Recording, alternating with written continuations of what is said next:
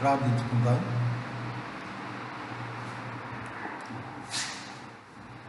ప్రేమగల తండ్రి, పరిశుద్ధుడు అయిన మా దేవ, మరొకసారి మీ సన్నిధిలో మమ్మల్ని మేము తగ్గించుకుంటూ మిమ్మల్ని హెచ్చిస్తున్నాం. మీ కృపను బట్టి మా ప్రభువును ఆరాధించుటకు మాకు ఇచ్చిన ధన్యతకై మీకు వందనాలు.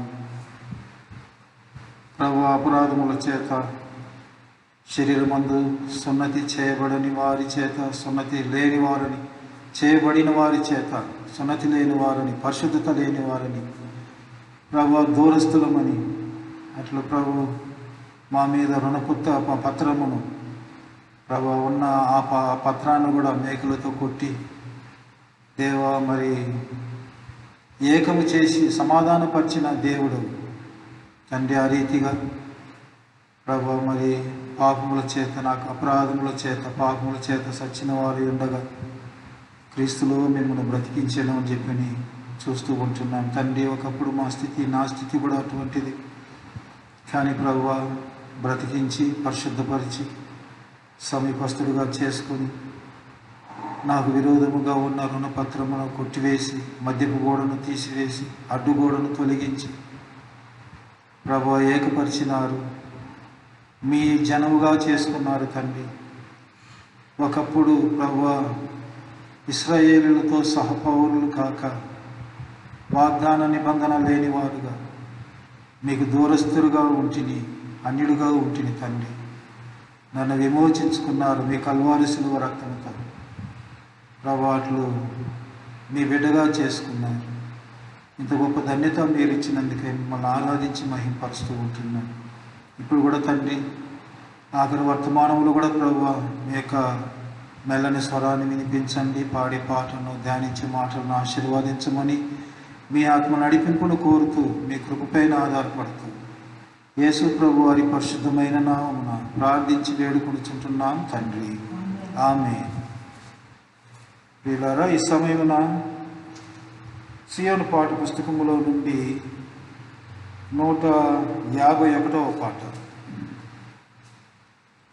ఈ పాటలో మొదటి శరణము పల్లవి, తర్వాత 3వ శరణము, ఆ తర్వాత 4వ శరణం.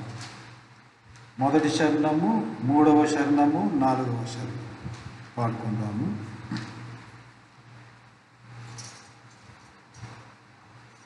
యేసునంగీకరించి దైవపుత్రుడనైతే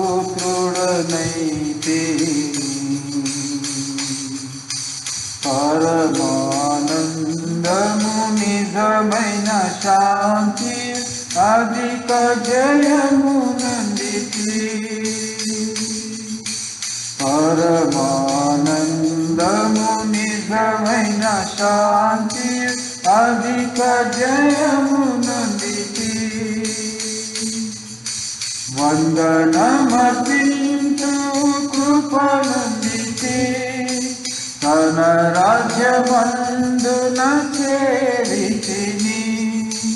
వందనమర్పించు కృపనందితి. తన రాజ్యమందున చేరితిని. దోషములు క్షమింపబడే, నా పాపము కాపబడే. దోషములు క్షమింపబడే, నా పాపము కాపబడే. నారుణ పత్రము మీకులగోటి నిర్దోషినిగా తీర్చే. నారుణ పత్రము మీకులగోటి నిర్దోషినిగా తీర్చే.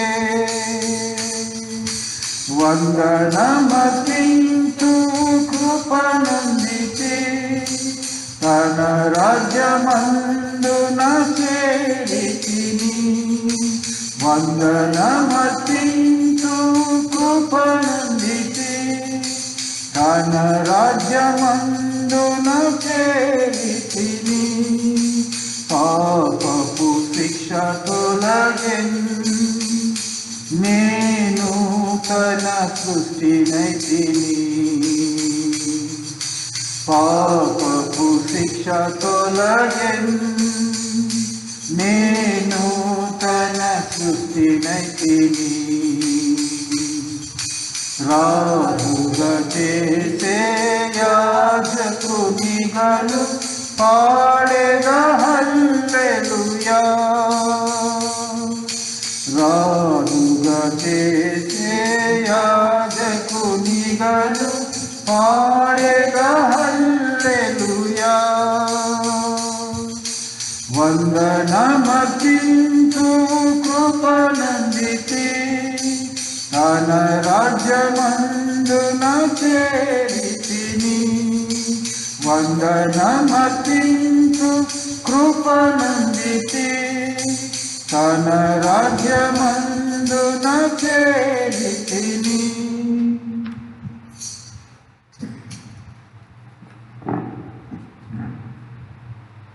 ఈ సమయమున ఆఖరి వర్తమానం కొరకై యెషయా 63వ అధ్యాయము 9వ వచనము మనం అందరం కలిసి చదువుకుందాం. యెషయా 63వ అధ్యాయము 9వ వచనాన్ని మనం అందరము కలిసి చదువుకుందాం. వారి యావత్ బాధలో ఆయన బాధను, ఆయన సన్నిధి దూత వారిని రక్షించెను. ప్రేమ చేతను తాళిమి చేతను వారిని విమోచించెను. పూర్వ దినములు అన్నిటను ఆయన వారిని ఎత్తుకొనుచు మోసుకొనుచు వచ్చాను. దేవుడు తానే ఈ వాక్యం ద్వారా మనల్ని దర్శించి బలపరిచి ధైర్యపరిచి మనల్ని సిద్ధపరచునుగాక. ఈ మాటలు యెషయా 63:9లో చెప్పబడిన ఈ వాక్యము, వారి యావత్ బాధలో ఆయన బాధ నొందెను. మొట్టమొదటగా దేవుని ప్రజలు ఐగుప్తులో నుండి దేవుడు వారిని విడిపించినప్పుడు అనేక అద్భుతములు చేత దేవుడు వారిని విడిపించినాడు. విడిపించి ఆ తర్వాత మార్గములో వారిని వెలుపలికి తీసుకుని వచ్చిన తర్వాత ఎన్ని రీతులుగా ఎంత గొప్ప కార్యములు చేసి ఎంత అద్భుతమైన రీతిలో దేవుడు వారిని నడిపిస్తూ వచ్చినాడో మనకు తెలుసు. కాబట్టి శత్రువుల పైన కూడా జయం అనుగ్రహిస్తూ వచ్చినాడు. అట్లు కొన్ని సందర్భాల్లో వారికి బాధ కలిగినప్పుడు వారి బాధలో నుండి వారిని విడిపిస్తూ, వారిని తప్పిస్తూ, వారిని నడిపిస్తూ, అట్లు కొన్ని సందర్భాల్లో కృంగిపోయిన సమయాలు, అధైర్యపడిన సమయాలు ప్రారంభంలోనే మనం చూస్తూ ఉంటున్నాము. ఇశ్రాయేలు ప్రజలు ఐగుప్తీయులు వస్తూ ఉంటున్నారు. ఒకవైపున ముందుకు సాగాలంటే ఎర్ర సముద్రం ఉంటుంది. అక్కడ వారికి వచ్చిన భయం అంతంత కాదు. ఐగుప్తులో సమాధులు లేవని మమ్మల్ని ఇక్కడ తీసుకొచ్చినారా, మా శవాలను ఇక్కడ పాతి పెట్టడానికి? మేము ఐగుప్తులో చనిపోయింటే బాగుండేది. మరణ భయం వచ్చింది. ఎంత బాధో, తట్టుకోలేనంత బాధ. మేము మా పిల్లలమంతా వారి చేతులు చిక్కబడి ఇక్కడ చచ్చిపోతాము. కానీ దేవుడు మోషే ద్వారా ఆ ప్రజలను ధైర్యపరుస్తూ ఉంటున్నాడు. మీరు ఇప్పుడు చూస్తుంటున్న ఐగుప్తునికి మీదట మీరు చూడరు, మీరు నిలుచుండి చూడండి. యెహోవా మీ కొరకు మీ పక్షమున యుద్ధం చేస్తాడు. కాబట్టి మీరు ధైర్యంగా ఉండండి అని చెప్పి ఒకవైపున ధైర్యపరుస్తూ బలపరుస్తూ వారిని నడిపిస్తూ వచ్చేది మనం చూస్తూ ఉంటున్నాం. కాబట్టి అదే రీతిగా ఈ దినాల్లో కూడా మనం చూస్తూ ఉంటున్నాము. రక్షింపబడిన దేవుని ప్రజలు కొన్ని సందర్భాల్లో అనేక బాధలు అనుభవించవలసి ఉంటుంది. అనేక శ్రమలు, అనేక కష్టాలు. కారణం ఏంటంటే మనం ఈ లోకములో జీవించుట ఈ కొద్దిపాటి దినాల్లో మన జీవితం అంతా కూడా శ్రమయు దుఃఖముతో కూడా ఉంటున్నది. యోగు భక్తుడు ఆ మాటను అంటూ ఉన్నాడు. నరుని కాలము యుద్ధ కాలము అని చెప్పాడు. కాబట్టి ఈ కొద్దిపాటి కాలంలో ఎన్నో శ్రమలు, ఎన్నో నిందలు, బాధలు ఇవన్నీ సహిస్తూ మన యాత్రలో మనం ముందుకు సాగుతూ పోవాలా. ఇట్లు రక్షింపబడిన తర్వాత కొన్ని సందర్భాల్లో ఆయన రక్తముతో మనము విమోచించబడినాము అంటే మన కొరకు తన ప్రాణమును కూడా పెట్టినాడు, రక్షించుకున్నాడు. కాబట్టి ఆ రీతిగా ప్రాణం పెట్టి రక్షించుకున్న దేవుడు నాకుండే బాధను, నాకుండే శ్రమలో నన్ను విడిపించడా, నన్ను చేయబిడుస్తాడా అని కొన్ని సందర్భంలో అవిశ్వాసం వస్తుంది, కొన్ని సందర్భాల్లో భయపడిపోతాము, ఆ బాధ తట్టుకోలేక ఏమేమో మాట్లాడేస్తాము. కానీ ఇక్కడ ఏమంటున్నాడంటే ప్రియులారా, ఈ మాట చూడండి ఎంత శ్రేష్టమైన మాట. వారి యావద్బాధలో ఆయన బాధ నొందినంట. వారి యావద్బాధలో ఆయన బాధ నొందినారు. దేవుని పిల్లలము మనం ఒకటి గ్రహించాలా, ఎప్పుడైతే నిన్ను నన్ను రక్షించుకున్నాడో, తన రక్తము చేత విమోచించుకున్నాడో, ఆ దినము నుండి ప్రభువుని నీ సొంత రక్షకుడుగా ఎప్పుడైతే నువ్వు చేర్చుకున్నావో ఆ దినము నుండి నీ బాధ్యత అంతా ఆయన తీసుకుంటాడు. నిన్ను రక్షించినాడు, ఆ తర్వాత నిన్ను భద్రపరిచే బాధ్యత, ఆ తర్వాత నీకు ఏమైనా వ్యాధి వస్తే వ్యాధుల నుండి స్వస్థత అనుగ్రహించే బాధ్యత, ఆ తర్వాత నీకు కన్నీరు, నీకు కష్టము, నీకు వేదన ఇవన్నీ కలిగినప్పుడు వాటన్నిటిలో నుండి విడిపించే బాధ్యత ఒకవైపున. ఇంకొక వైపున చూస్తే ప్రియులారా, నీ దుఃఖములలో నేను దుఃఖిస్తాను, నేను నిన్ను విడువను, నేను నిన్ను ఎన్నడూ విడువను ఒక పాట కూడా మనం పాడుతూ ఉంటాము. నీ దుఃఖములలో నేను దుఃఖిస్తాను, నీ ఆనందములో నేను కూడా ఆనందిస్తూ ఉంటాను. కాబట్టి మన దేవుడు మనము దుఃఖించినప్పుడు ఆయన కూడా దుఃఖిస్తాడండి. సాధారణంగా తల్లిదండ్రులుగా కొన్ని సందర్భాల్లో మన పిల్లలకు ఏమైనా అనారోగ్యత, కష్టం వచ్చి, ఏదో బాధ వచ్చి వాళ్ళు దుఃఖముతో ఉంటున్నప్పుడు తల్లిదండ్రులుగా మనం సంతోషిస్తూ ఉంటామా ఇంట్లో? వారి బాధలో మనం కూడా పాలు పొందుతూ ఆ బాధ మన బాధగా భావించుకొని, అయ్యో నా కుమారుడు, నా కుమార్తె ఎంత బాధపడుతూ ఉంటున్నాడే. కొన్ని సందర్భాల్లో చిన్నపిల్లలకు అనారోగ్యత కలిగే వారు తట్టుకోలేకుండా ఉన్నప్పుడు దాన్ని చూడలేక ఆ బాధను కొన్ని సందర్భాల్లో మనం ఏడుస్తూ ఉంటాము. నా బిడ్డకి ఎట్లా అయిపోయింది, ఎంత కష్టపడుతూ ఉన్నాడు, ఎంత బాధ వచ్చేసింది అని మనం ఏడుస్తూ ఉంటాము. అంటే ఏంటి, వారి బాధలో ఆ బాధను మనము కూడా పాలు పొందుతూ ఉంటున్నాము.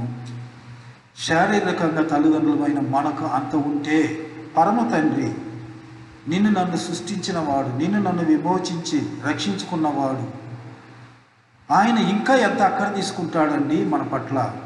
ఏమన్నాడు, మీరు చెడ్డవారయుండి మీ పిల్లలకు వారు ఏది అడుగుతారో అది ఇస్తారు, వారు ఆ రొట్టెని అడిగితే రాయినివ్వరు కదా. మరి ఇట్లు చెడ్డవారై ఉన్న మీకే మంచి ఇవులను ఇయ్యాలని అనుకున్నప్పుడు మీ పరలోకపు తండ్రి మంచివాడై ఉండి మీకు ఏది అక్కరో అది ఇవ్వడా? మీరు అడిగింది ఇవ్వడా?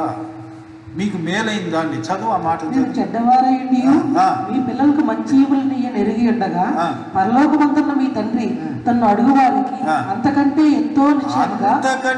ఎంతో విశేషంగా మంచి ఈవులను ఇస్తాడంట, అంతకంటే ఎక్కువ. అప్పుడు శారీరకంగా ఉంటున్న తల్లిదండ్రులమైన మనమే మన పిల్లల బాధలో పాలు పొందుతూ మన వారితో కూడా దుఃఖిస్తూ వారికంటే ఎక్కువ దుఃఖిస్తాం మనము.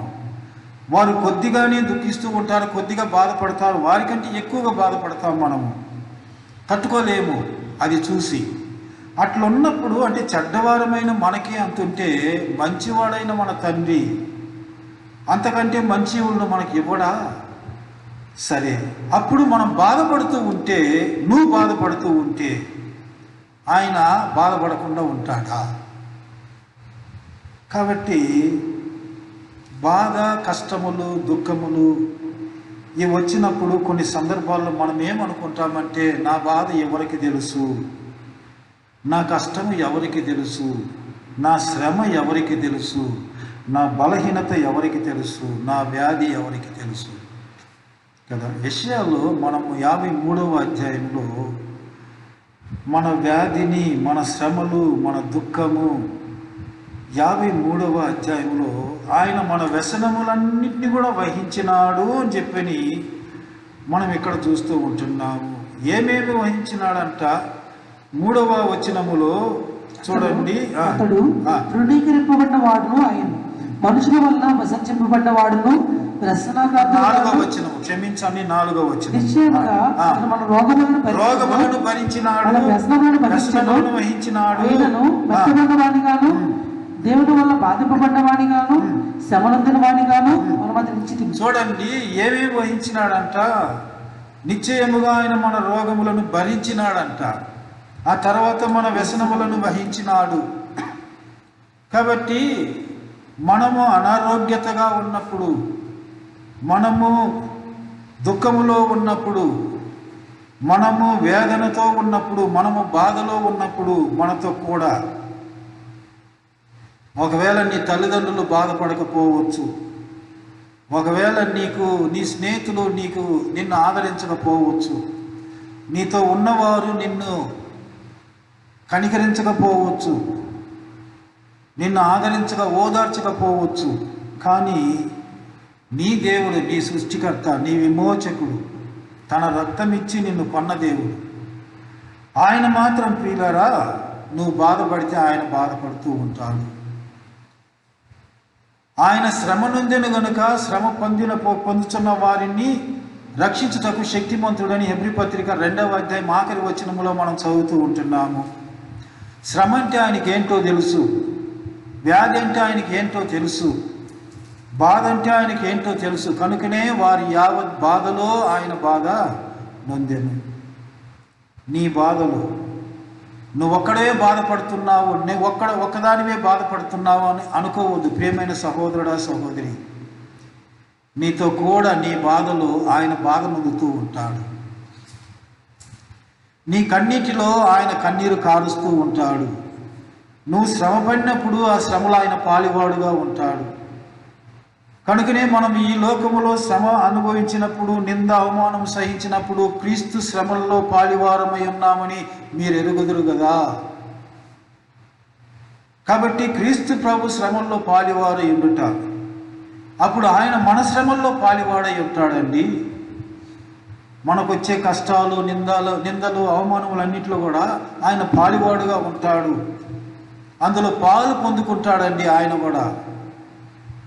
కేవలము సంతోషంలో మాత్రం కాదు, వారి యావత్ బాధలు ఆయన బాధ నొందెను. నువ్వు ఏమేం బాధ అనుభవిస్తూ ఉంటున్నావో ఆ బాధలన్నింటిలో ఆయన కూడా బాధపడుతూనే ఉంటాడు నీతో పాటి. అది మర్చిపోవద్దు. ఎవ్వరు చూడలేదు, ఎవరు కనికరించలేదు, ఎవరు ఆదరించలేదు, ఎవరు ఓదార్చలేదు, ఎవరు సహాయం చేయలేదని మాత్రం అనుకోవద్దు. రక్షింపబడిన దేవుని బిడ్డవి నీవు. పరలోకపు తండ్రి నీ కొరకు అన్ని విధాలుగా ఆయన బాధ అనుభవిస్తూ ఉంటాడు. కల్వారి శిలువలో నీ కొరకు, నా కొరకు ఎంతో శ్రమ అనుభవించిన దేవుడు, ఎంతో నింద అవమానం సహించిన దేవుడు, నీ కొరకు, నా కొరకు తన రక్తమంతా కార్చిన దేవుడు, తన ప్రాణం పెట్టిన దేవుడు, సమాధి చేయబడి 3వ దినమున సజీవుడిగా లేచిన దేవుడు. నీ బాధ ఏంటో ఆయనకు తెలుసు, నీ కన్నీరు ఏంటో ఆయనకు తెలుసు. వారి యావత్ బాధలో ఆయన బాధ నొందెను. యావత్ బాధలో, ఒక బాధ కాదండి, ఎన్ని బాధలు వస్తావో అన్ని బాధల్లో ఆయన కూడా బాధపడుతూనే ఉంటాడు నీతో పాటు. కాబట్టి కనికరం కలిగిన దేవుడు ఆయన, ప్రేమ కలిగిన దేవుడు. కనుకనే చూడండి, ఇశ్రాయేలు ప్రజలకు ఒక బాధ వచ్చిందండి. ఆయన విడిపించుకొని వచ్చిన సందర్భంలో, న్యాయాధిపతుల కాలములో, అప్పుడు రాజులు లేరు. ఆ దినాల్లో వారికి ఒక శ్రమ వచ్చింది. దేవుడు వారిని అప్పగించినాడు, అంటే వారు తిరుగుబాటు చేసినారు కనుక. న్యాయాధిపతులు 10వ అధ్యాయం 16వ వచనంలో ఏం జరిగిందో చూడండి. అక్కడ యెహోవాను సేవింపవలెనని తమ మధ్య నుండి అన్య దేవతలను తొలగింపగా ఆయన ఆత్మ ఇశ్రాయేలుకు కలిగిన దురావస్థను చూచి సహింపలేకపోయింది. యెహోవాను ఏమంట సేవింపవలెనని తమ మధ్య నుండి అన్య దేవతలను తొలగింపగా, ఎప్పుడు అంటే దేవుని విడిచిపెట్టినారు, అన్ని దేవతలను తీసుకొచ్చి పెట్టుకున్నారు. కాబట్టి మరలా ఎప్పుడైతే ఆయన సేవించాలని ఆయన వైపుకి తిరిగినప్పుడు ఏమంట ఆ మాట చూడండి ఎట్లా ఉంటున్నదో. ఆయన ఆత్మ ఇశ్రాయేలు కలిగిన దురవస్థను చూసి సహింపలేకపోయింది. చూడండి, ఇశ్రాయేలీయులకు కలిగిన దురవస్థను చూసి సహించలేకపోయినాడంట. కాబట్టి వారిని విడిపించుటకు, వారిని రక్షించుటకు ఒక్కొక్కరిని న్యాయాధిపతులను పంపుతూ వారిని బట్టి వారిని రక్షిస్తూ వారిని నడిపిస్తూ వచ్చినాడు. ఇంకొక మాట కూడా చూడండి, జకర్యా 2వ అధ్యాయం 8వ వచనములో ఇంకొక మాట ఏముందో అంటే నీ విషయంలో ఆయనకి ఎంత బాధ్యతో ఎంత అక్కరో. జకర్యా 2వ అధ్యాయము 8వ వచనము. ఒకటి, ఆయన ఓర్వలేకపోయినాడు, తన ప్రజల యొక్క దురవస్థను చూసి ఆయన ఓర్వలేకపోయినాడు. రెండవదిగా నిన్ను ముట్టినవాడు ఏమనుంది 2:8లో తన కనుగుట్టును ముట్టినట్లు అని చెప్పిన మనం చూస్తూ ఉంటున్నాం. సెలవించింది ఏమనగా, మిమ్మల్ని ముట్టినవాడు తన కనుగుట్టును ముట్టిన వాడిని ఇచ్చి తనకు ఘనత తెచ్చుకొని తలచి మిమ్మల్ని దోచుకున్న అన్యజనుల యొద్దకు ఆయనను పంపి ఉన్నాడు. కాబట్టి నిన్ను ముట్టినవాడు ఎవరిని ముట్టినట్లంట ఆయన కనుగుట్టును ముట్టిన, అంటే నీ పట్ల ఎంత అక్కరో ఆయనకు. కనుపాప వలే దావీదు అందుకనే అన్నాడు, నన్ను కనుపాప వలే నన్ను కాపాడుతూ ఉంటున్నావు ప్రభువా అని చెప్పని. అప్పుడు ఆయన అంటే వారికి కలిగిన దురవస్థను చూసి ఓర్వలేని దేవుడు కనుపాపలే కాపాడుతూ నిన్నెవరైనా ముట్టితే ఆయన కనుపాపను ముట్టినట్లు అని చెప్పని అంత భద్రత ఇచ్చే దేవుడు. నీ బాధలో ఆయన బాధను అందకుండా ఉంటాడా కదా. అనేక పర్యాయములు మనం ఇదే రీతిగానే మనము దేవుణ్ణి ఇంకా కొంచెం బాధ పెడుతూ ఉంటాము. అంటే ఆయన ఒకవైపున నీ బాధలో ఆయన బాధ ముందుతూనే ఉంటాడు, నీతో కూడా ఉంటాడు, నిన్ను బలపరచడానికి, నిన్ను ధైర్యపరచడానికి. కానీ మనమేమంటామంటే నా బాధ ఎవరికి తెలుసు కదా.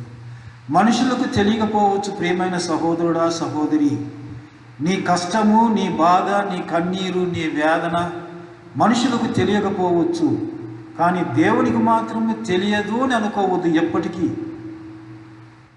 ఆయనకు అన్నీ తెలుసు, అన్నీ తెలుసు ఆయనకు.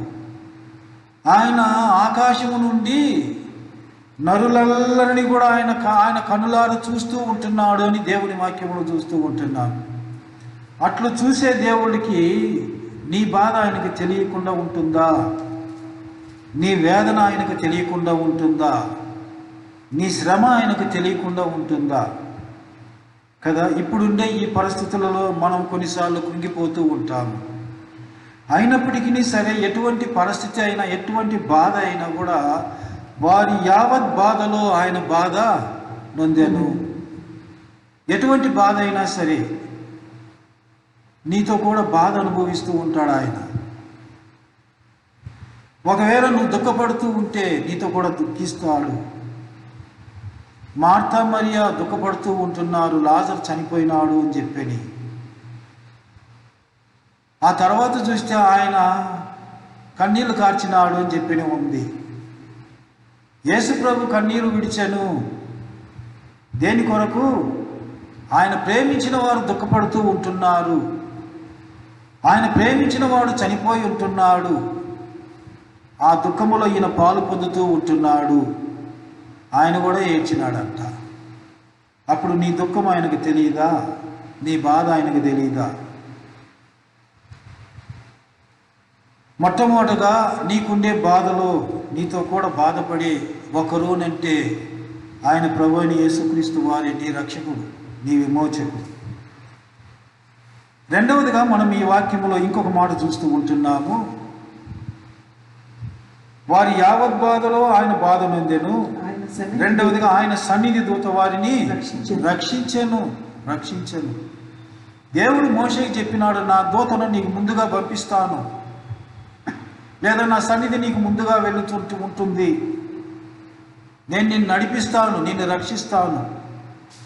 ముందుగా వెళ్ళడం దేనికంటే ఏ అపాయం వచ్చినా, ఎటువంటి అడ్డులు వచ్చినా, ఎటువంటి రాళ్ళు వచ్చినా, ఎటువంటి మరి శత్రు కార్యములు వచ్చినా వాటన్నిటిని తొలగిస్తూ యెషయా 45:2 ఈ మాట చెప్పినాడు. ఏం చేస్తాడు? ముందుగా పోతూ ఏం చేస్తాడు? ఎట్లా రక్షిస్తాడు? యెషయా 45వ అధ్యాయము 2వ వచనములో, నీకు ముందుగా పోతాను, స్థలములను సరళం చేస్తాను, పగలగొడతాను, విడగొడతాను, పేరు పెట్టి నిలిచిన ఇశ్రాయేలు దేవుడని యెహోవాను నేనే అని తెలుసుకున్నట్లు అంధకార స్థలంలో ఉంచబడిన నిధులను చాలు ముందుగా వెళుచు ఏం చేస్తాడంట? ఏం చేస్తాడు? మెత్తగా ఉన్న స్థలములను సరళం చేస్తాడంట. ఆ తర్వాత ఇత్తడి తలుపులను పగలగొడతాడంట, విరగొడతాడంట. అంటే ముందుగా పోతూ సరళము, నీ మార్గము సరళము చేస్తూ, నీ జీవిత యాత్రలో ఎన్ని ఎత్తుపల్లాలు వస్తూ ఉంటవి, ఎన్నో ఇనుము లాంటి అంటే కఠినమైన పరిస్థితులు వస్తూ ఉంటవి. వీటన్నిటి మధ్యలో నీకు ముందుగా పోవచ్చు ఏం చేస్తాడంటే, ఇక్కడ చూస్తూ ఉంటున్నాము 9వ వచనములో, ఆయన సన్నిధి దూత వారిని రక్షించు. నువ్వు ముందుగా పోవచ్చు మార్గమును సరళము చేస్తూ, ఆ తర్వాత వారిని రక్షిస్తూ వారిని నడిపిస్తూ ఉంటాడు. కాబట్టి ఆయన నిన్ను నడిపించే దేవుడు కూడా ముందుగా వెళుతూ సన్నిధి దూత వారిని రక్షించును. ఆయన తన దూతలను కావలి ఉంచుతాడు. 34వ కీర్తన 7వ వచనములు ఈ మాటను చూస్తూ ఉన్నాము. యెహోవా యందు భయభక్తులు గల వారి చుట్టూ ఆయన దూతలు కావలి ఉండి వారిని భద్రపరుస్తారు. కాబట్టి ఆయన దూత నీకు ముందుగా నడుస్తూ నీకు ఎటువంటి అభ్యంతరములు లేకుండా, నీకు ఎటువంటి మరి అడ్డులు రాకుండా వాటన్నిటిని తొలగిస్తూ ఉంటవి, నీకు ముందుగా ఉంటవి. వాటన్నిటిని తొలగిస్తూ సరళం చేస్తాడు మార్గాన్ని, నువ్వు చక్కగా నడిచి వెళుతూ ఉంటావు. కాబట్టి శత్రువు వచ్చినప్పటికీ ఆ శత్రువు చేతుల నుండి కూడా నిన్ను రక్షిస్తూ ఉంటాడు. కాబట్టి ఈ లోకములో మనము రక్షింపబడినాము, కానీ ఈ లోకములో మనకు ఎన్నో అపాయములు, శత్రు కార్యములు ఉంటున్నవి, అనేక శోధనలు ఉంటున్నవి, అనేక అడ్డులు వస్తూ ఉంటవి. ఇశ్రాయేలు ప్రజలకు కూడా పెద్ద శోధన వచ్చింది. ఎర్ర సముద్రము పెద్ద శోధన వచ్చింది. శోధన నుండి తప్పించినాడు, 6 నెలలు నడిపించినాడు. ఆ తర్వాత యోర్దాను వచ్చింది అడ్డుగా, నీళ్లను కుప్పగా రాశిగా నిలిపినాడు. 6 నెలల ఇశ్రాయేలు ప్రజలు నడిచిపోయినారు. ఒకవైపున ముందు పోతూ ఉంటున్నాడు, మేఘస్తంభంలో అగ్నిస్తంభంలో ఉండి మార్గము సరళము చేస్తూ ఉంటున్నాడు, అడ్డులు తొలగిస్తూ ఉంటున్నాడు, నడిపిస్తూ వారిని రక్షిస్తూ, శత్రువుల చేతిలో అనేక రాజులను వారు జయిస్తూ ముందుకు సాగుటకు రక్షకుడుగా వారికి ముందుండి వారిని నడిపిస్తూ ఉంటున్నాడు. కాబట్టి వారి సన్నిధి, ఆయన సన్నిధి దూత వారిని రక్షిస్తుంది. రెండవదిగా, నీకు ఎటువంటి అడ్డులు వచ్చినప్పటికీ వాటన్నిటిలో నుండి ఆయన రక్షించేవాడు, అది మర్చిపోవద్దు. మొట్టమొదటిగా నీ బాధలన్నిట్లో కూడా ఆయన కూడా బాధపడేవాడు. రెండవదిగా, నిన్ను రక్షించి నీకు వచ్చే అడ్డులన్నీ తొలగిస్తూ నిన్ను నడిపించే నీ దేవుడు. కాబట్టి ఆత్మీయ జీవితంలో ఈ లోక యాత్రలో అడ్డులు రావు, కష్టాలు రావు, ఎత్తుపల్లాలు రావు, రాళ్ళు అడ్డుగా రావు, ముండ్లు ఉండవు అని చెప్పి అనుకోవడానికి వీలు లేదు. అన్నీ ఉంటాయి. మార్గంలో మనం వెళ్ళే సందర్భంలో అన్నిటినీ దాటుకుంటూ తొలగించుకుంటూ వెళ్ళాలా, అది ఆ పని దేవుడు తీసుకుంటాడు. కారణం ఏంటంటే, నిన్ను రక్షించినాడు కదా, నీ బాధ్యత అంతా ఆయన తీసుకున్నాడు కనుక నీ బాధలో పాలు పొందేది మాత్రం కాదు, కానీ నీకు వచ్చే అడ్డులన్నీ తొలగిస్తూ, నీకు వచ్చే శ్రమలన్నింటిలో నుండి నిన్ను రక్షిస్తూ నిన్ను నడిపిస్తూ ఉంటాడు. రెండవదిగా, మూడవదిగా ఇంకా ఏం చేస్తాడో ఈ మాటలు చూద్దామండి. యెషయా 63వ అధ్యాయం 9వ వచనములో, ప్రేమ చేతను తాలిమి చేతను వారిని విమోచించెను. ప్రేమ చేత తాలిమి చేత వారిని విమోచిస్తాడంట. చూడండి, ద్వితీయోపదేశకాండము 7వ అధ్యాయంలో 7-8 వచనాలు మనం చదివితే దేవుడు వారిని ఎట్లు నడిపించి ఎట్లు విమోచిస్తూ వచ్చినాడు. మీరు సర్వజనముల కంటే విస్తార జనమని యెహోవా మిమ్మల్ని ప్రేమించి మిమ్మల్ని ఏర్పరచుకోలేదు. సమస్త జనముల కంటే మీరు లెక్కకు తక్కువే కదా.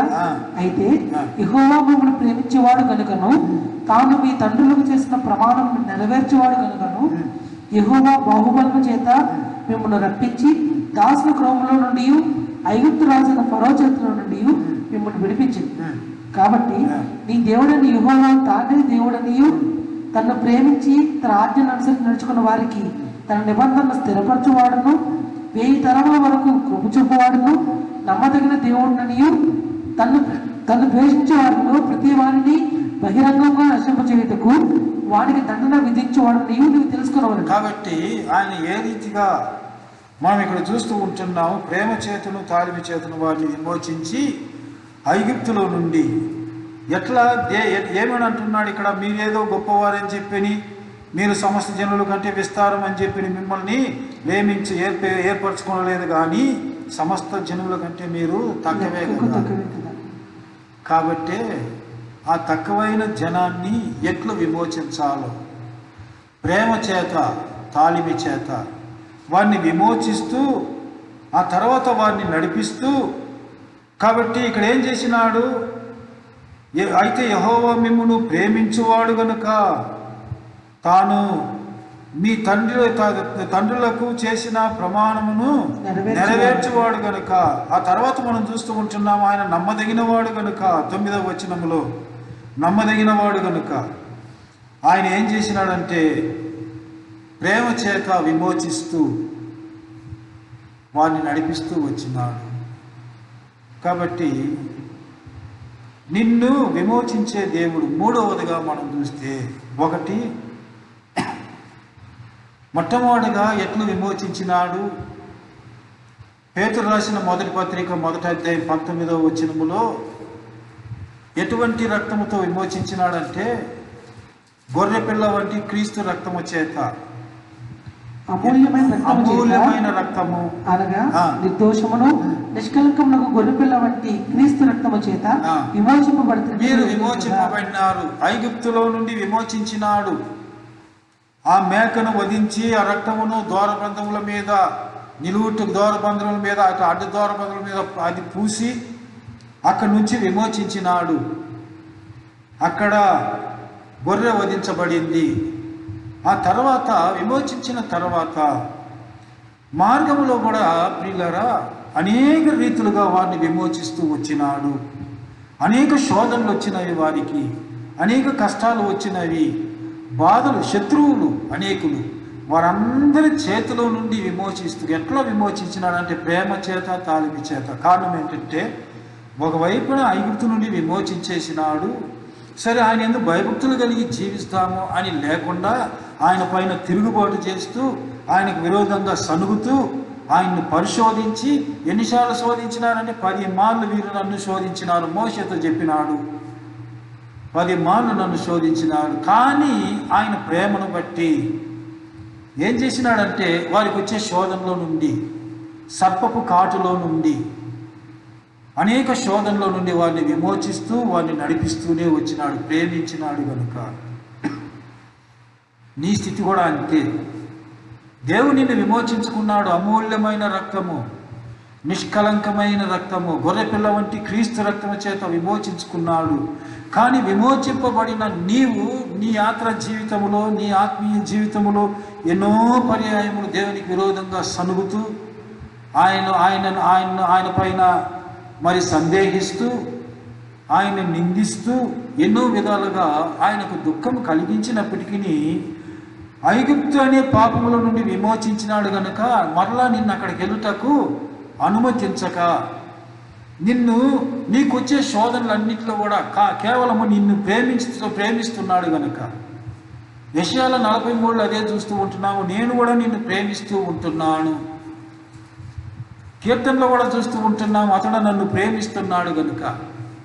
కాబట్టి నిన్ను ప్రేమించినాడు కనుక ప్రేమ చేత విమోచిస్తూ వస్తూ ఉంటున్నాడు. తాలిమి చేతను, ప్రేమ చేతను, తాలిమి చేతను వారిని విమోచించి ఆ రీతిగా నిన్ను నన్ను విమోచిస్తూ ఎన్నో విధాలుగా ఎన్నో పర్యాయములు మనకు ఎటువంటి అపాయములు వస్తావో మనకే తెలియక వచ్చిన అపాయములు ఎన్నో, మరణ అపాయములు, వీటన్నిటిలో నుండి కూడా దేవుడు నిన్ను విమోచిస్తూ ఇంతవరకు సజీవుడిగా ఉంచినాడు. ఇప్పుడుండే పరిస్థితుల్లో నుండి కూడా విమోచిస్తూ ఉన్నాడు నిన్ను.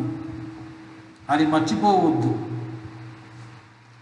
ఎటువంటి పరిస్థితుల్లో మనం ఉంటున్నాం ఇప్పుడు ఈ దినాల్లో మనము, కానీ ఆయన ప్రేమ చేత తాళమి చేత విమోచిస్తూనే ఉన్నాడు. మనల్ని భద్రపరుస్తూ ఉంటున్నాడు, మనల్ని రక్షిస్తూ ఉంటున్నాడు. ఆయన సన్నిధి దూత. కాబట్టి మూడవదిగా ఇప్పుడు కూడా నిన్ను విమోచించే దేవుడు ఆయన ప్రేమను బట్టి, ఆయన ప్రేమను బట్టి. కాబట్టి నీకొచ్చే ఎటువంటి శ్రమలోను, ఎటువంటి అనారోగ్యములోను, బాధలోను కూడా ఆయన విమోచిస్తాడు అనే దాన్ని మాత్రమును మర్చిపోవద్దు. ఇప్పటికీ నిన్ను విమోచిస్తూనే ఉంటున్నాడు, నిన్ను కాపాడుతూనే ఉంటున్నాడు. ఆ తర్వాత చూడండి, యెషయా 52వ అధ్యాయము 9వ వచనంలో ఇక్కడ కూడా ఒక మాట ఉంది. యెరూషలేమునందు పాడైన స్థలములారా ఉత్సహించి ఏకముగా సంగీత గానం చేయుడి. యెహోవా తన జనులను ఆదరించింది, యెరూషలేమును విమోచించింది. చూడండి, యెహోవా తన జనులను ఏం చేసినాడంట? ఆదరించి విమోచిస్తూ ఉంటున్నాడంట. కారణం ఏంటి? ప్రేమ చేతను, తాలిమి చేతను ఆయన ఆదరించి విమోచించే దేవుడు. కాబట్టి దేవుని పిల్లలంగా మనము కొన్ని సందర్భాల్లో ఈ విషయంలో కూడా తప్పిపోతూ ఉంటాము.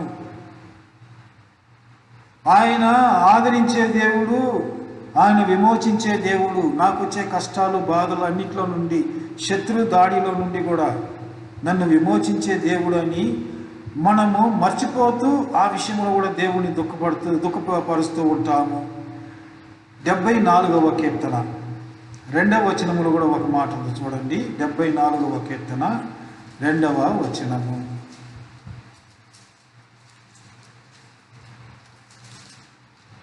నీ స్వాస్థ్య గోత్రమును నీవు పూర్వము సంపాదించుకుని విమోచించిన నీ సమాజమును జ్ఞాపకముకు తెచ్చుకును.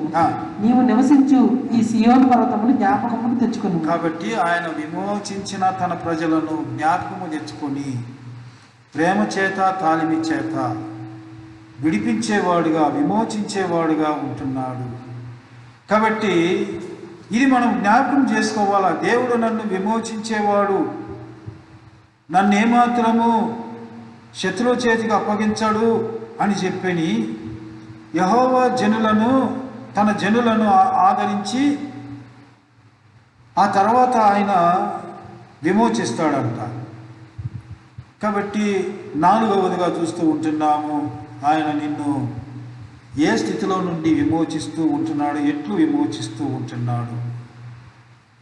ఆ తర్వాత ఆఖరిగా మనం చూస్తే ఇదే 9వ వచనము ఆఖరి భాగంలో, పూర్వదినములన్నిటను ఆయన వారిని ఎత్తుకొనుచు మోసుకొనుచు వచ్చింది. కాబట్టి పూర్వదినములు ఏం చేసినాడంట? వారిని ఎత్తుకొనుచు మోసుకొనుచు వచ్చినాడు. ఇశ్రాయేలు ప్రజలను నడిపించిన రీతిని ద్వితీయోపదేశ కాండములో మరొకసారి వారికి జ్ఞాపకము చేస్తూ, వారు గడిచి వచ్చిన మార్గములన్నింటినీ దేవుడు వారిని ఏ రీతిగా నడిపించుకుని వచ్చినాడో, ఎక్కడెక్కడ వారికి అంటే జయం అనుగ్రహిస్తూ శత్రువులను ఓడిస్తూ వారిని నడిపిస్తూ వచ్చినాడో, ఎట్లు నడిపిస్తూ వచ్చినాడో అనే దాన్ని మోషే వారికి జ్ఞాపకం చేస్తూ ద్వితీయోపదేశ కాండం 1వ అధ్యాయంలో ఇక్కడ ఒక మాట అంటూ ఉన్నాడు. 31వ వచనములో ఆ మాట ఉంటున్నది. 31, 32 ద్వితీయోపదేశ కాండం 1వ అధ్యాయము 31, 32 వచనాలు. ఐగుప్తులోను అరణ్యములోను మీ కొరకు చేసినట్టు మీ పక్షముగా యుద్ధము చేయను.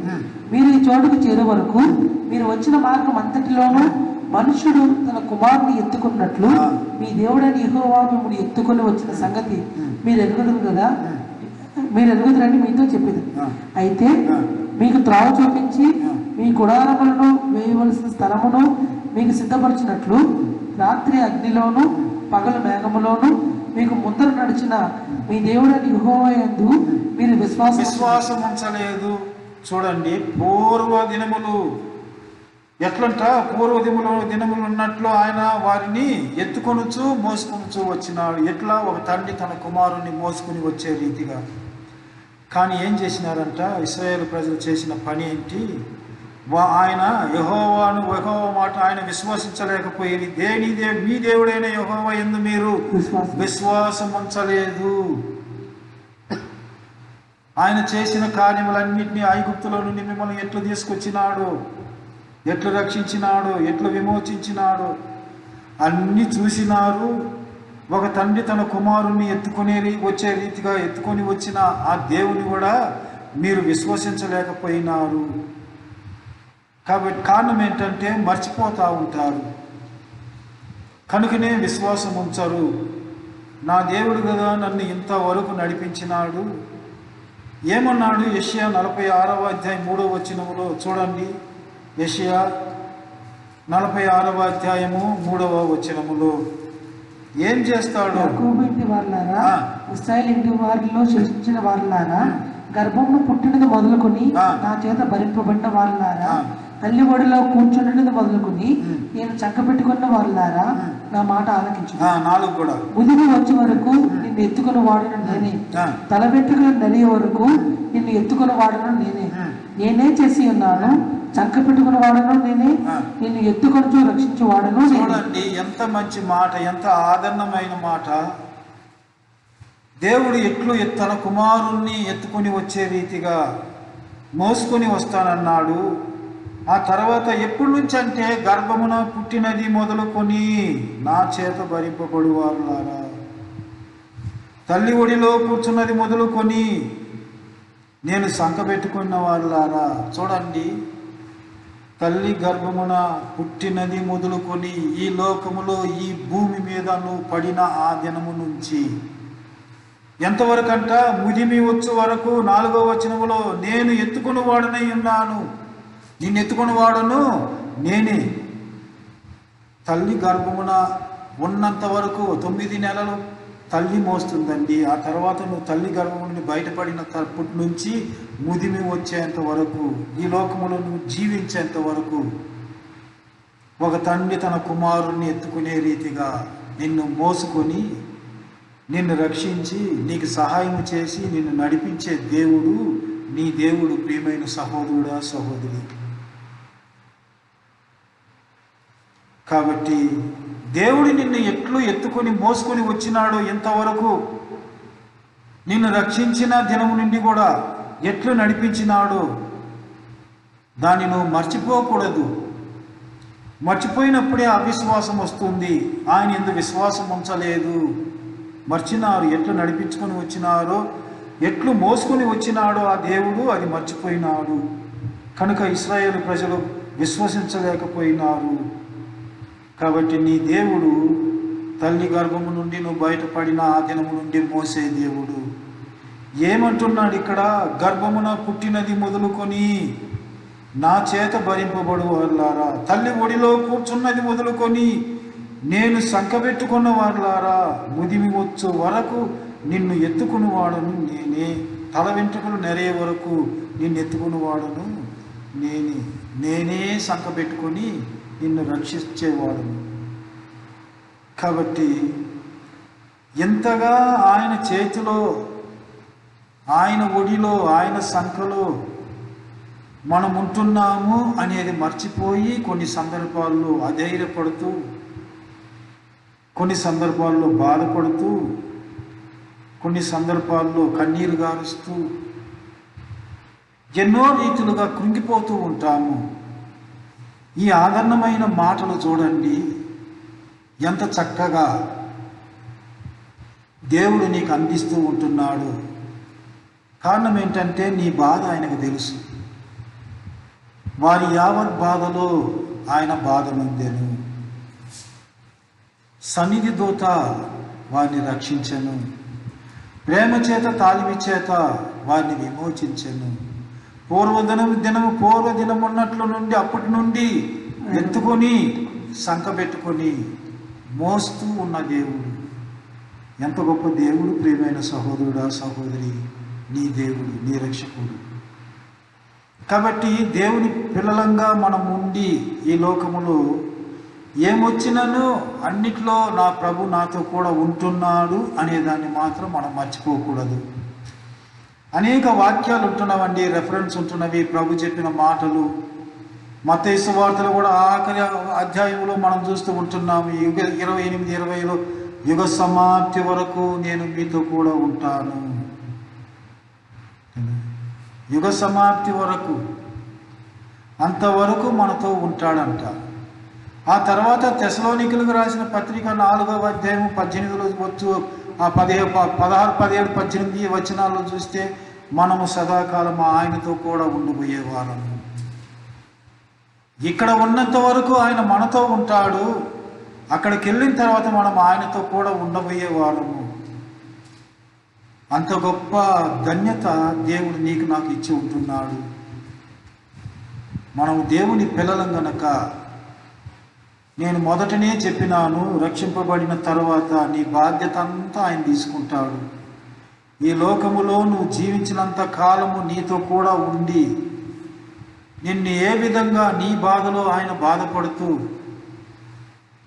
ఆయన సన్నిధి దూత నీకు ముందుగా నడుస్తూ నిన్ను సరళము చేసి నిన్ను రక్షిస్తూ, ఆ తర్వాత నిన్ను తాళిమి చేత, ప్రేమ చేత, తాళిమి చేత విమోచిస్తూ, ఆ తర్వాత నిన్ను తన భుజముల మీద మోసుకుని సంకబెట్టుకుని నిన్ను ఎత్తుకునేవాడు, నిన్ను మోసుకునేవాడు.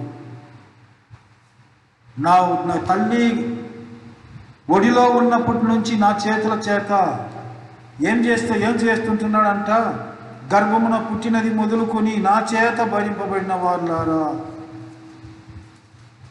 ఆయన చేతిలో మనం ఉంటున్నామండి. ఆయన భరిస్తూ ఉంటాడు, ఆయన మనల్ని మోస్తూ ఉంటాడు, ఆయన మనకు సహాయం చేస్తూ ఉంటాడు, మనల్ని నడిపిస్తూ ఉంటాడు. అంత గొప్ప దేవుడు మన దేవుడు, నీ దేవుడు, నా దేవుడు. కాబట్టి మనం ఈ లోకములో ఎన్ని వచ్చినప్పటికీ ధైర్యముగా ముందుకు సాగుతూ మన యాత్రలో మనము ఆయన వైపు చూస్తూ, విశ్వాసమునకు కర్తయు దాన్ని కొనసాగించువాడినైన యేసు వైపు చూస్తూ మన పందెములో ఓపికతో పరిగెత్తాలని చెప్పిన హెబ్రీ పత్రిక 12వ అధ్యాయము మొదటి 2 వచనాలు మనం చదివితే అక్కడ చూడగలుగుతూ ఉంటున్నాము. సులువుగా చిక్కులు పెట్టు పాపములను విడిచిపెట్టి తన ఎదుట ఉంచబడిన ఆనందం కొరకై సిలువను సహించి, ఎంత గొప్ప దేవుడండి, అన్నిటినీ సహించినాడు. ఆయనే నీ విశ్వాసమునకు కర్త, ఆయనే నీ విశ్వాసమును కొనసాగించువాడు. కాబట్టి ఆయన వైపు చూస్తూ, నా బాధలో నాతో కూడా బాధపడే నా దేవుడు నాకున్నాడు, నన్ను రక్షించువాడు, నాకు ముందు నడిచే దేవుడు, నన్ను ఎత్తుకునేవాడు, నన్ను విమోచించేవాడు నా పక్షంగా ఉన్నాడు గనుక మోషే చెప్పినాడు, ఇశ్రాయేలు ప్రజలారా మీరు భయపడొద్దండి, యెహోవా మీ పక్షంగా యుద్ధము చేయును, ధైర్యముగా ఉండండి. కాబట్టి ఈ రీతిగా ఇప్పుడు ఉన్న సందర్భము, ఇటు పరిస్థితి, అనానుకూల పరిస్థితి, కఠినమైన పరిస్థితి అయినప్పటికీ సరే మన పక్షంగా మన ప్రభువు ఉన్నాడనేది మనం మర్చిపోకూడదు. ఆయన మనల్ని నడిపిస్తాడు. కాబట్టి ఈ వాక్యములను జ్ఞాపకం ఉంచుకొని యాత్రలో ఏమి వచ్చినా సరే కేవలం ఆయన పైన 55వ కీర్తన 22 ప్రకారం నీ భారము యెహోవా మీద మోపుము, ఆయనే నిన్ను ఆదుకును, నీతిమంతులను ఏమాత్రం ఆయన కదల్చనియ్యాడు.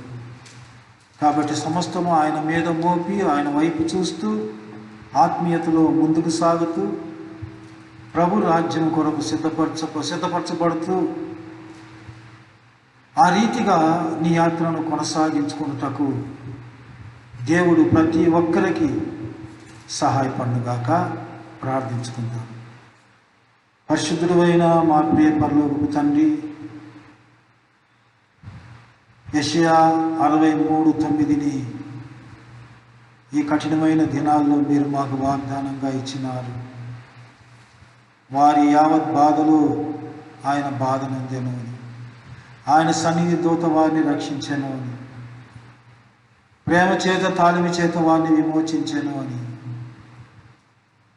పూర్వపు దినమున్నట్లు ఆయన వారిని ఎత్తుకుని వారిని మోసుకుని వచ్చెనని, ఒక తండ్రి తన కుమారుని మోయనన్నట్లుగా తల్లి గర్భమున నుండి బయటపడిన ఆ దినము నుంచి మీ చేత భరించబడే వారు, మీ చేత మోయబడేవారు ప్రభా, మీ సంక పెట్టుకొని మమ్మల్ని సాగుతూ, మమ్మల్ని మోస్తూ, మమ్మల్ని నడిపిస్తూ ప్రభా, మమ్మల్ని బలపరుస్తూ భద్రపరుస్తూ ఉన్న మా దేవుడు, మా భారమంతా భరించే దేవుడు. కాబట్టి ప్రభువా, ఈ కఠినమైన దినాల్లో మీ ఆదరణకరమైన మాటలను బట్టి మీకు వందనాలు తండ్రి. ఎవరూ మమ్మల్ని ఆదరించలేరు, ఎవరూ మా బాధలు మాకుతో కూడా బాధపడలేరు. కొన్ని సందర్భాల్లో అందరూ కూడా చేయి విడిచే వారుగా ఉంటారు, కానీ మీరు మాత్రం మాతో కూడా బాధపడే దేవుడు. కాబట్టి మాతో కూడా ఉండే దేవుడు, మమ్మల్ని రక్షించే, మమ్మల్ని విమోచించే దేవుడు. అట్టి దేవుడు మాకున్నందును బట్టి మేమెంతో ధన్యులము తండ్రి. కేవలం మీ ప్రియకుమారుని యొక్క శిలువ రక్తము చేత మాకు దొరికిన ఈ ధన్యత ఎంత గొప్పది ప్రభువా. ఏమాత్రము అపాత్రులము ఈ ధన్యత పొందుకోవడానికి. అయినప్పటికీ నీ ప్రభువా, మమ్మల్ని పాత్రులుగా చేసి పవిత్రపరిచి ఎంత గొప్ప ధన్యతను మాకు ఇచ్చినారు.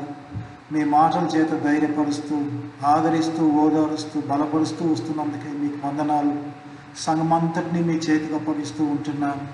ఎవరైతే ఈ దినాల్లో ఇటు పరిస్థితిలో బాధపడుతూ, కన్నీరు కాలుస్తూ ప్రభువా, మరి ఆదరించబడక, ఓదార్చబడక కృంగి ఉంటున్నారో వారందరూ కూడా ఈ మాటల చేత ప్రభువా బలపరచబట్టకు, ధైర్యపరచబట్టకు నా ప్రభు నాకున్నాడు నా పక్షంగాని వారి జీవితంలో మీ వైపు చూస్తూ ముందుకు సాగుటకు సహాయపడమని మా సమయం అంతా దీవునికరంగా చేసినందుకే మీకు వందనాలు చెల్లిస్తూ, దేవుని ప్రజలందరినీ కుటుంబాలుగా, వ్యక్తిగతంగా ప్రతి ఒక్కరిని మీ చేతికి అప్పగిస్తూ, ఎవరైతే అనారోగ్యంగా ఉంటున్నారో వారికి కూడా మంచి ఆరోగ్యం దయచేయండి.